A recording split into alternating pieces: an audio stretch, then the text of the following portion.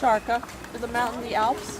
Excuse me? Is it the Alps? No. Alps are about 2 hours from here in Austria and Germany. The borders of our country are Shumava Mountains. So this blue one off? Shumava. So that's where the river is coming from. And it really makes the border of the Czech Republic here in the south where we are right now. They are not so high as the Alps. The Alps are higher. So here you can see a beautiful map. You can really see how the river is making this loop around. So that's where the name Krumlov, comes from. You can also read the name of the river and you can read the name of our town. And Cesky Krumlov is in UNESCO since 1992.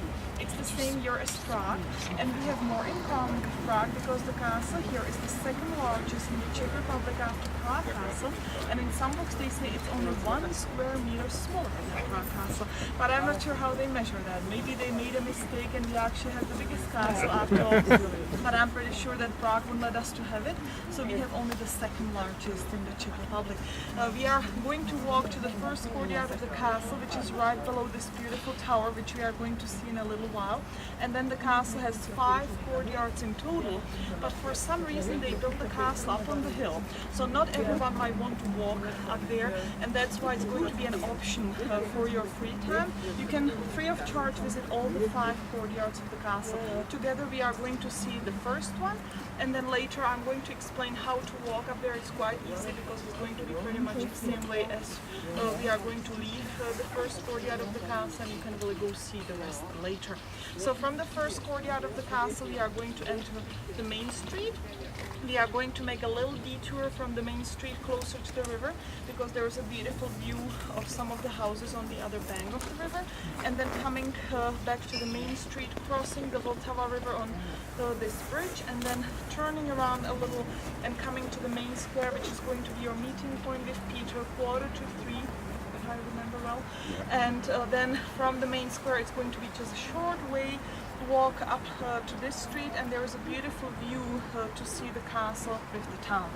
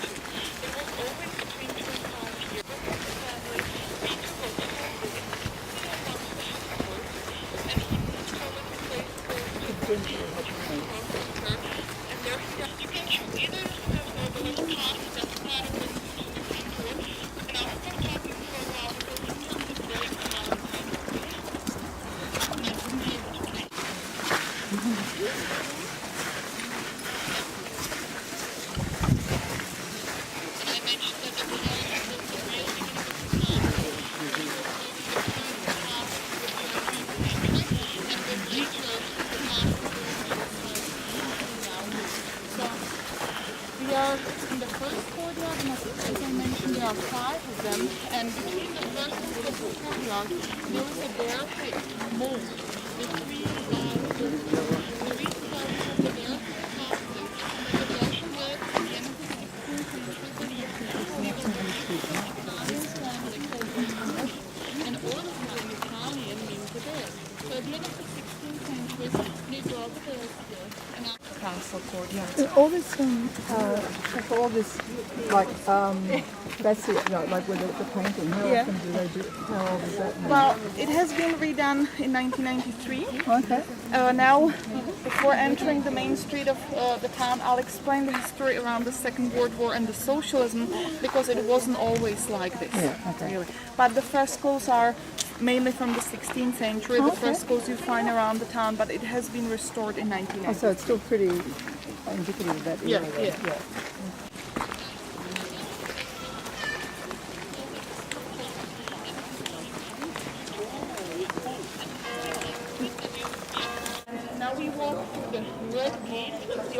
entrance to the castle.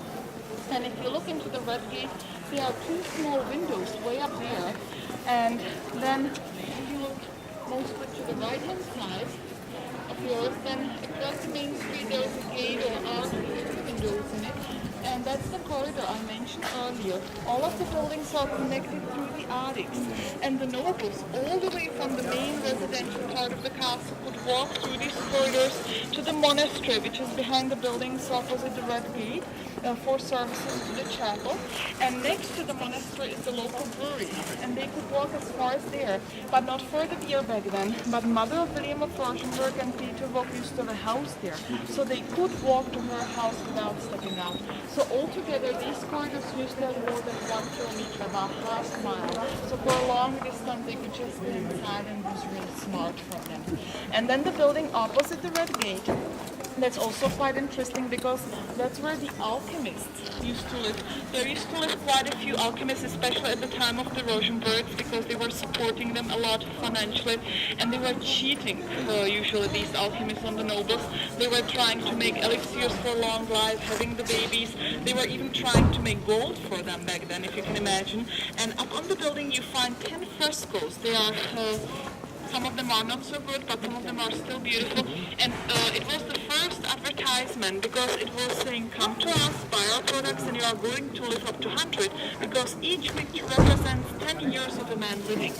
So there's a really young face in the first one. It's only the face what you can see, and then it really gets all the way to the 10th where there is an old man in the 10th picture. And this building might be interesting for the ladies. You are going to find about 10 jewelry shops around the town. 20, I think even. And they sell a lot of amber, which doesn't come from the Czech Republic. It comes from Poland and the Baltic. What really comes from here is the Czech garnet, dark red stone. It has even Czech in the name because it really comes from the Czech Republic. But even with that, you have to be careful where you get it. They were like checking some of the jewelry shops during winter here, and they really found some places where they are not selling the real stuff. And this is an outlet from the factory where they make the jewelry with the Czech garnet. So it comes directly from the factory, and they are able to give you the certificate that you are actually buying the real stuff. So if you are interested in the Czech garnet, then I don't want to be mean to any of the jewelry shops, but I would trust only this one for the Czech garnet. You have to be careful. So we are going to enter the main street of our town, which is called Latran. It's a pedestrian zone, but our pedestrian zone doesn't work properly. There are still cars driving through because of the visitors coming to the hotels. They are allowed to drive through the pedestrian zone, so we still have to be careful, okay?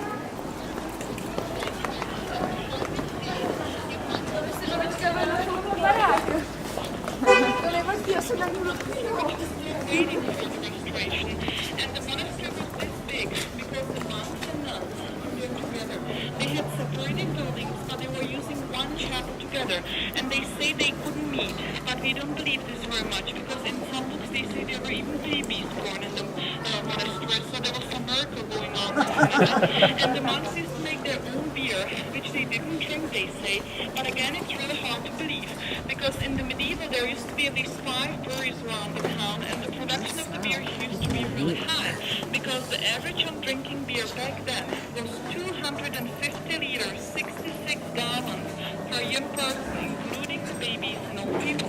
The reason was quite simple. It was safer drinking beer than water, so they really drank a lot of the alcohol. But even today, when we can drink tap water in the Czech Republic, we are still #1 in drinking beer in the whole world. We got even the Germans though, and the average today is 160 liters, 42 gallons per young person, including the babies and other people. So I have 2 kids. They don't drink any beer for sure. I'm not a beer drinker either. So you can imagine that someone has to drink our share. And it's not my husband because I'm also I don't like the way. So we'll be walking down the Latran street. Most of the buildings we are passing, they were built during the 13th and 14th century in Gothic style. So they have Gothic foundations and also the first floors. But then there was a large restoration during the 16th century where the Italians lived there. So most of the buildings were restored back then. And then one of the last restorations was done in the century in art style. So those are the 3 main styles you can find around the town, and I'm going to point it on some of the buildings.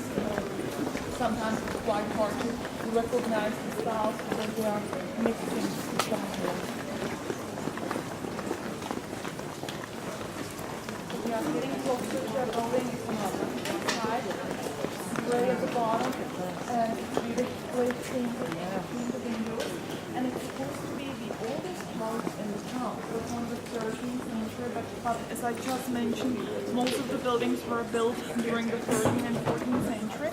And between the windows you find a beautiful fresco, which is called the Rosenberg Rider. And after the 5 petals rose, a flower that I'm going to show you in a little while, which was the main symbol of the Rosenberg family. This was the second favorite picture for the Rosenbergs, and they were using it to decorate gravestones with documents and also some of the buildings around town.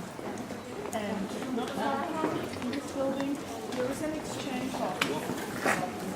Even though we are part of EU, we are not on Europe. So we are on the Czech crown, Cesky Krumlov, around here. But most of the shops, restaurants, cafes, they take euros because we really have a lot of foreign visitors coming here, and we are staying only a few hours. So if you are not buying anything really valuable, then you don't have to change your money. You can just stay with euro and pay in the restaurants in euros because then the exchange rate is not that bad. But if you decide to buy something more valuable, you don't want to use your credit card, then there is this exchange office, number 59, and that's where they have 0 commission and they have a really good exchange rate. If you look at the stone here at the corner of the building, you find there the 5 petal rose, the symbol of the Rosenberg family. And if you are going to look around the town properly, then on many of the houses you are going to find the same symbol because of the 300 years of the Rosenberg family. And we are just going to go getting closer to the river. And there's really a nice view over here.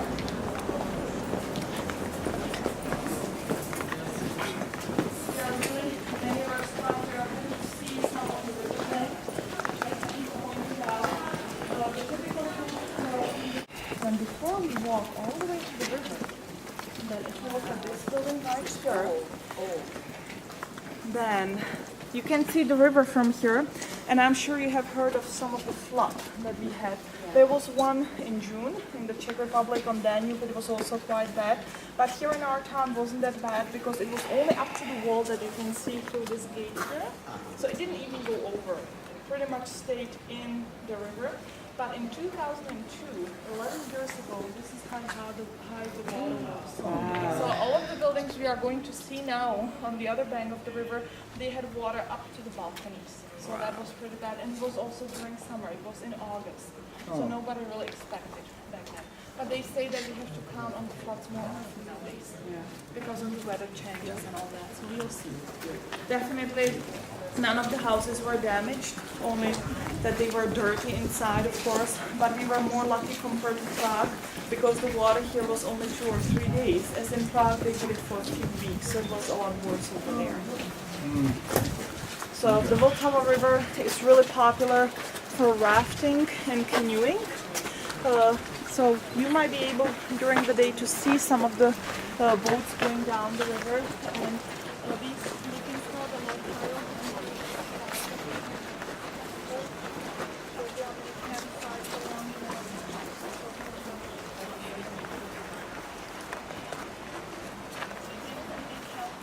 I mentioned that there are only about 500 people living in the town, and so there is